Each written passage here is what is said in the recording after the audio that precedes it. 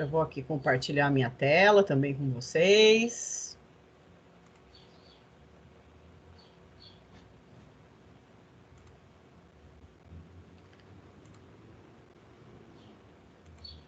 Vamos lá. Muito bom dia a todos. Estamos em uma terça-feira para mais uma aula de ciências aqui online. E o tema de hoje que a gente vai revisitar é as ondas eletromagnéticas, que foi o assunto de ontem lá do Centro de Mídias, tá? Sexta-feira desta semana também vai ter aula de ciências no Centro de Mídias. Então, a cada 15 dias tem aula de segunda e de sexta de ciências. E essa semana vai ter na sexta também. Aí, na semana que vem, a gente monta uma aula com o tema que for a aula de sexta-feira, certo? Bom, então vamos recordar o que são essas ondas eletromagnéticas, né? Então, são impulsos de energia que se propagam no espaço, transportando esse tipo de energia, e elas podem ser de dois tipos, essas ondas. Elas podem ser chamadas de ondas mecânicas ou ondas eletromagnéticas. Quanto à natureza, ou seja, da onde que elas vêm e para onde elas propagam, é que elas são divididas e classificadas em dois tipos. Então, as ondas mecânicas, elas resultam da matéria que vibra e só existem em meios materiais. Então, ondas mecânicas só existem na matéria, nos objetos. Lembrando que matéria é tudo aquilo que ocupa lugar no espaço. Exemplos de ondas mecânicas, a gente tem a onda do mar, as ondas de som, ondas de corda, né? Corda de violão, batendo, ou corda de pular, né? Quando eu projeto uma onda com esses objetos, são chamadas de ondas mecânicas. E as ondas eletromagnéticas, elas são resultado da vibração de cargas elétricas essas que são os elétrons, que ficam lá no nosso conhecido átomo e que se propagam em qualquer tipo de meio, tá? Inclusive no vácuo. Então há uma diferença entre elas, porque as mecânicas só se propagam na matéria e as eletromagnéticas podem se propagar no vácuo. Lembrando que vácuo é o espaço vazio, tá? Onde não tem ar. Exemplos de ondas eletromagnéticas: a luz, as ondas de rádio, o raio-x, as ondas ultravioleta, né, que vem do sol, a onda infravermelho, que vem dos controles remotos, tá, dos termômetros digitais não, termômetros eletromagnéticos. E ainda aqui na classificação das ondas, né? As ondas mecânicas, aquelas que precisam de uma matéria para se propagar. Então, aqui tem uma organização, tá? Dessas ondas, quais são? Som, corda, mola, água, tá? Então, às vezes, quando a gente vê aquela vibração de onda em uma água, é uma onda mecânica. E as eletromagnéticas, que podem se preparar numa matéria ou no vácuo, no espaço vazio. Luz, raio-x, micro-ondas, ondas de rádio, ultravioleta e outras que nós vamos estudar. Então, aqui, de acordo com o tipo, as ondas elas podem ser longitudinais ou transversais. Ondas longitudinais são aquelas ondas parecidas com mola, tá? Então, o movimento de uma onda longitudinal é de vai e volta, né? Então, é como se eu esticasse uma mola. E as ondas transversais é para cima e para baixo. Então, se eu pegar uma corda e fazer esse movimento para cima e para baixo, esse tipo de onda é chamado de onda transversal. Então, as ondas longitudinais são ondas onde a vibração da fonte ela é paralela ao deslocamento dessa onda. E os exemplos são o alto-falante, que vibra num eixo X, e as ondas seguem essa mesma vibração. Então, lá dentro do alto-falante, a gente tem ondas do tipo longitudinal, como se fosse uma mola, né? Então, eu esticando essa mola, esse movimento que essa onda faz dentro, aí no caso, dos aparelhos das caixas de som. E as ondas transversais, a vibração ela é perpendicular à propagação da onda. né? E exemplos de ondas eletromagnéticas, né? Todos os tipos de onda eletromagnética se propagam transversalmente. Então, as ondas que a gente vai hoje focar é do tipo de propagação transversal e não longitudinal. Vamos lembrar algumas coisas importantes aí que a gente já estudou. Que o som é uma onda mecânica, que a luz é uma onda eletromagnética, que o som não se propaga no vácuo, que a luz pode se propagar no vácuo, que é o espaço vazio, que todas as ondas eletromagnéticas são transversais, que as ondas mecânicas podem ser longitudinais, podem ser transversais ou ainda podem ser mistas, né? Uma mistura dos dois tipos.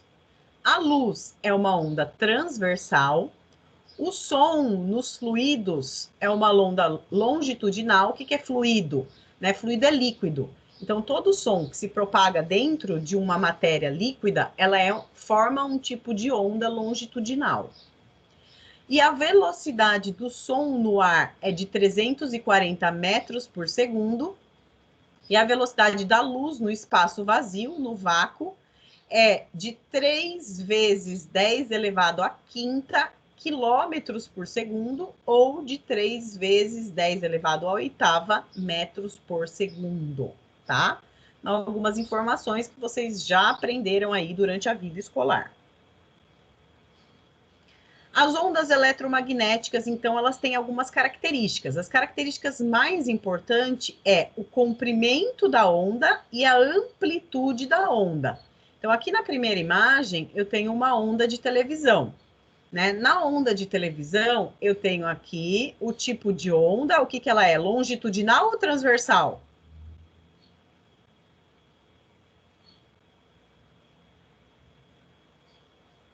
Transversal.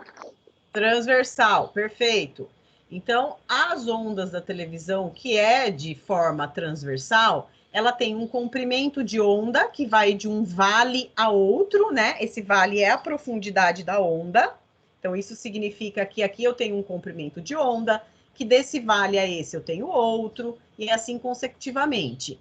E a altura da crista, ou seja, a altura que a onda consegue chegar, é chamado de amplitude, tá? Então, essas são as características principais de uma onda eletromagnética: o comprimento e a amplitude dela. Lembrando que quanto maior o comprimento da onda, menor vai ser a amplitude. E quanto menor for o comprimento, maior a amplitude. Então, enquanto uma diminui, a outra aumenta. Se a outra aumentar, a outra vai diminuir. Tá? Então, sempre tem que lembrar disso. Aqui no primeiro exemplo, então, eu tenho uma onda eletromagnética, tenho aqui o comprimento dela, dessa onda, né, de um vale a outro, ou de uma crista a outra, e tenho a amplitude. Número 2, eu tenho uma outra onda eletromagnética, veja que ela tem mais aí cristas, né, mais vales do que a primeira. Eu tenho o comprimento dela e a amplitude. Vejam que no exemplo número 2, o comprimento é menor, então a amplitude também vai ser menor. Então, se eu estico o comprimento da onda, eu vou diminuir a amplitude dela, o vale dela, a crista dela. E se eu aproximar uma onda da outra, eu estou aumentando a amplitude dessa onda. É isso, esse comportamento de comprimento e amplitude que a gente vai observar no espectro eletromagnético. Vamos falar um pouco do espectro eletromagnético. Então, o espectro é um intervalo completo de todas as possíveis frequências de radiação eletromagnética.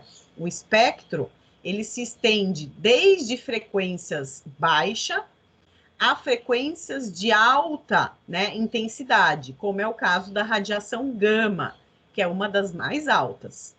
Atualmente são conhecidas radiações com comprimento de onda que valem desde 10 a 6 metros e até cerca de 1011 metros, tá? De o quê? De amplitude, tá? Então, aqui a gente tem o espectro eletromagnético, que é todas as ondas eletromagnéticas organizadas dentro aí desse esquema. Então, eu tenho aquelas ondas que eu tenho um comprimento de onda maior do que as finais, porém, né, com uma amplitude menor. Então, eu posso dizer aqui que as ondas de rádio têm comprimento maior do que as de micro-ondas, que tem um comprimento maior do que as ondas infravermelhas, que tem um comprimento maior do que a luz visível, tá? Que é a luz mesmo, que é a decomposição dela nas cores do arco-íris, que tem um comprimento maior do que a ultravioleta, que é a luz solar, que tem comprimento maior que as ondas do raio-x, que tem comprimento maior que os raios gama. Então, conforme aqui diminui o comprimento de onda, significa que a amplitude da onda é maior e que causa mais danos ao ser humano, né? Aí a gente fala de um tipo de radiação chamada de radiação ionizante. Tá? Então, onde eu tenho aqui comprimento menor e amplitude maior, eu tenho radiação ionizante. Onde eu tenho comprimento de onda maior e amplitude menor, eu tenho ondas não ionizantes. É o que a gente vai falar um pouquinho mais para frente. Então, aqui eu posso perceber as ondas de rádio, também aqueles equipamentos que transmitem sinais de televisão, que é os sinais das TVs por assinaturas, né? A Sky, que coloca essas antenas, a antena parabólica. As micro-ondas são as ondas do forno de micro-ondas, dos equipamentos de radares, né? Radares de trânsito. As ondas infravermelhas são dos aquecedores elétricos, também são do controle remoto. Aqui, o espectro, que é a única onda que a gente consegue ver, que é a luz elétrica, né, que compõe as 7 cores aqui do espectro, desde a vermelha até a roxa. As ondas ultravioleta, onde a gente acha que nos equipamentos de energia solar, né, que é a luz do sol, os raios-x, né, que tem nos equipamentos que tiram radiografias, raio-x do nosso corpo, principalmente dos órgãos e dos ossos, e os raios gama, que são usados em reatores nucleares, tá, nas usinas que geram energia de forma nuclear, usando aí a fissão, né, a batida e a quebra de átomos de alguns elementos químicos que são radioativos, né, que trazem radiação para o ser humano e causam problemas na nossa saúde. Mas o que é ionizar, né? A gente falou de ondas que são ionizantes e ondas que não são ionizantes, mas antes a gente tem que saber o que é ionizar, o que é ionização. Então, ionização é um processo por meio do qual um átomo ou uma molécula, que é um conjunto de átomos, perde ou ganha elétrons para formar íons. Íons são elementos químicos. Então, quando um átomo ele ganha elétron ou perde para formar um elemento químico, a gente diz que ele passou por um processo de ionização. Então, vejam aqui, tem um átomo, certo? Esse átomo aqui, ele está perdendo elétrons, né? Como se esse elétron aqui, ele saísse dessa camada da eletrosfera e fosse para outro átomo vizinho. Então, quando sai e quando, então, esse átomo passa a perder um elétron, ele é chamado de átomo ionizado ou ionização, que é esse processo de perda ou ganha de elétrons, tá? E por que um átomo tem que perder ou tem que ganhar elétrons? Ele tem que perder ou ganhar elétrons para formar elementos químicos estáveis, ou seja, para que esse átomo se torne estável. Todos os átomos têm que ser estáveis na natureza. E aí, então, a gente pode dividir a radiação eletromagnética em 2 tipos. Aquelas que são chamadas de não ionizantes, que não têm energia suficiente para romper as ligações dos átomos, causando esse processo de ionização, que são as ondas de rádio, as micro-ondas, as ondas infravermelha e a luz visível. Então, todos esses tipos de ondas são chamadas de não ionizantes, porque nem perdem e nem recebem elétrons de átomos.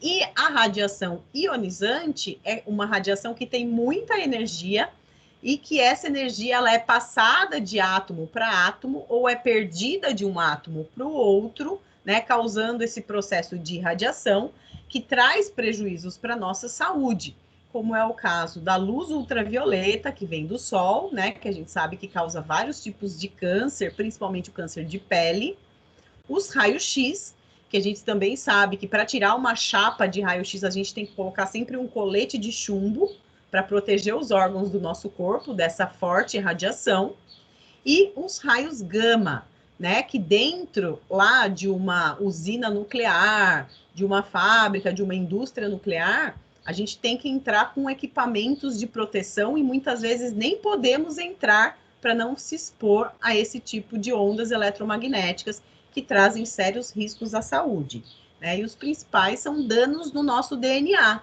nas moléculas de DNA, que vocês podem ver aqui atrás de mim, tem várias moléculas aí de DNA, várias fitas de DNA. Então, rompem essas estruturas do DNA, trazendo prejuízo para a nossa saúde, principalmente o desenvolvimento dos cânceres. Então, essas radiações chamadas de ionizantes, geralmente tem que ter essas plaquinhas, né, que identificam que o local recebe esse tipo de radiação, né, que é uma radiação que tem uma energia muito forte e que é suficiente para sair de um átomo para outro, né, para ser doado entre os átomos para eles ficarem estáveis.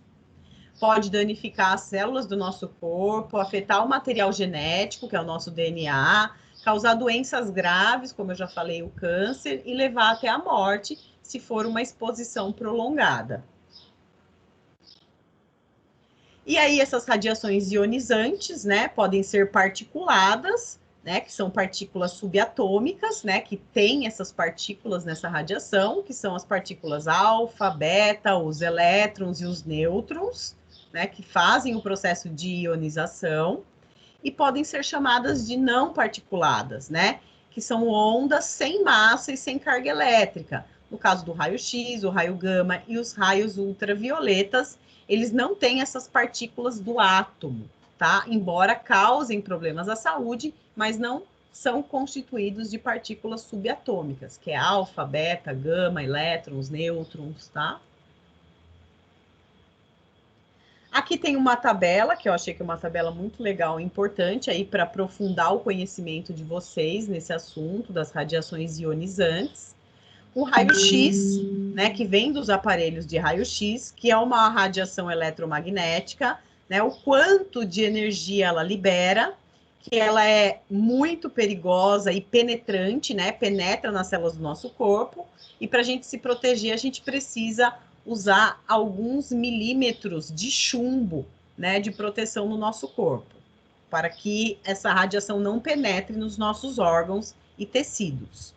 A radiação gama, que vem dos radioisótopos ou de reatores nucleares, é uma radiação eletromagnética, né? Tem vários níveis de energia muito alto, é muito perigosa e muito penetrante.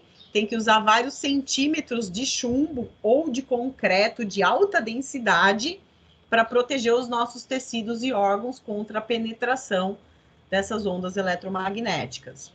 Aí é que a gente tem os nêutrons, né, que é uma partícula do átomo, que ele é liberado nos reatores nucleares e aceleradores de partícula, tudo dentro de usinas nucleares. É uma radiação aí eletromagnética, muito perigosa.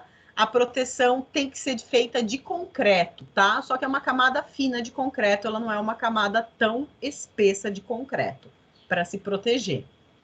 E a gente tem aí o tipo de radiação beta, que é uma subpartícula presente no átomo, que vem das radiações eletromagnéticas de usinas nucleares, aceleradores de partícula, né? Esses elétrons, eles têm alta energia, né? Podem ser muito perigosos à exposição, e a gente consegue se proteger de partículas beta com uma proteção grossa de papel, tá? Então, como se fosse um papelão bem firme. Se a gente tiver uma roupa de papelão, a gente já consegue se proteger contra a penetração dessas ondas no nosso tecido. E aí, quanto, né? Alguns milímetros de papel é o suficiente para proteção. Então, vejam que a gente tem vários tipos de radiação e que podem penetrar nos nossos tecidos, e a gente tem que ter uma maneira para poder se proteger, se a gente, lógico, for trabalhar nesses locais e que desenvolvem energia baseada nas radiações. Aí foi falado na aula do centro de mídias do termômetro infravermelho, né, do termômetro eletromagnético. Então, eles são sensores capazes de aferir a temperatura de corpos ou de superfícies através da radiação de calor que é emitida por eles. Então, o nosso corpo emite calor, né? O nosso corpo tem uma temperatura alta. E às vezes, quando o nosso corpo, a temperatura do nosso corpo está mais alta que a do ambiente, a tendência do nosso corpo é perder calor para o ambiente, para ficar estável. Né? Então, quando o nosso corpo acaba liberando calor, esse calor é liberado na forma de radiação infravermelha e é captado por esse tipo de termômetro, que pode ser colocado na testa, né? Pode ser colocado no pescoço, no pulso, em várias regiões aí do corpo. Então, é feito por sensor, não precisa nem encostar, porque a radiação é infravermelho, né? Já consegue detectar o calor. Aqui a radiação ultravioleta, que é a radiação solar. Então, a gente tem 3 tipos de raios que são liberados por essa radiação: o UVA, o UVB e o UVC, né? A diferença entre eles é a quantidade de tecido do nosso corpo que esse raio consegue penetrar. O raio UVA é aquele que penetra mais profundamente no nosso corpo, ele chega na derme do nosso corpo, né? A derme é a camada que fica antes da camada de gordura, que é chamada de hipoderme. O raio UVB, ele é um raio que atinge a epiderme, que é a primeira camada de pele do nosso corpo, tá? Ele não entra na camada mais profunda, que é a derme. E a gente tem o raio UVC, né? O UVC é o raio, a parte do raio aí mais fraco e que não chega a penetrar nos nossos tecidos, né? Eles chegam aí a causar a sensação de ardor, de vermelhidão que o sol fornece, mas não afeta as células do nosso tecido como os outros raios. Então, a gente tem hoje em dia várias roupas que são feitas com proteção contra os raios UVA e UVB. Então, a gente sempre vê roupa com proteção térmica contra os raios UVA. Então, quer dizer que não deixa a radiação penetrar na derme do seu corpo. Tá? E tem também óculos de sol, né, que protege contra essas radiações, UVA, UVB, para que os raios solares não atinjam também as camadas do nosso olho. Lembrando que a gente nunca pode olhar diretamente para a luz solar, porque ela é muito forte e pode cegar. Tá? Então, por isso a importância de usar óculos com proteção UVA e UVB. Aqui, de novo, sobre a radiação ultravioleta, que eu achei importante a gente aprofundar um pouco mais sobre isso, né? Então, proteja-se, saiba qual é o fator de proteção que é mais recomendado para a sua tonalidade de pele. Então, a gente sabe que as pessoas com pele mais escura, né? As pessoas negras, elas têm mais melanina, que é o pigmento que dá essa coloração mais escura. Então, quanto mais melanina a pessoa tem na pele, mais protegida ela está contra a radiação ultravioleta que vem do sol. Aí, quanto menos melanina ela tem, quando a pessoa é extremamente branquinha, ela é super sensível à radiação. Então, ela tem que usar protetor solar com fator de 50 para cima. 50, 60, 70, 80, né? Que a gente tem protetores com alta proteção solar. Aí, com uma pele um pouco mais amarelada, né? A gente pode ter aí o uso de proteção entre 30 a 50 de fator solar.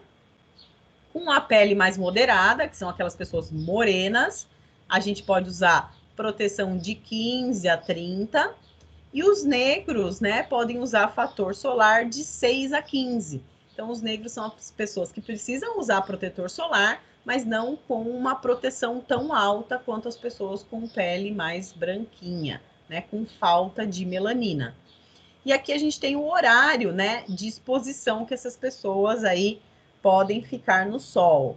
Então, a gente tem 6, 9, 12 horas, 15 horas, 18 horas, 21 horas, né? Qual é o tempo? Então, a exposição é baixa, né? No período aqui de 6 a 9 horas, às 10 da manhã, é um horário bom para se tomar sol até às 10 da manhã. Após esse horário, das 11 da manhã até meio-dia, né, é um período de exposição moderada. Da meio-dia até mais ou menos aí a 1h30 da tarde, né, a gente tem uma alta proteção solar. A partir da 1 da tarde, a gente tem muito alto, né, o fator de risco aí do sol. E a partir depois aí das 15 horas até aí às 4 horas da tarde, mais ou menos, é extrema, né, necessidade aí de proteção, né, tomar muito cuidado. E depois esse período ameniza novamente a proteção, tá? Então, isso aqui mais para a gente aprofundar um pouco mais o conhecimento. E muito obrigada pela participação. A aula hoje é curta, certo? Vou voltar aí.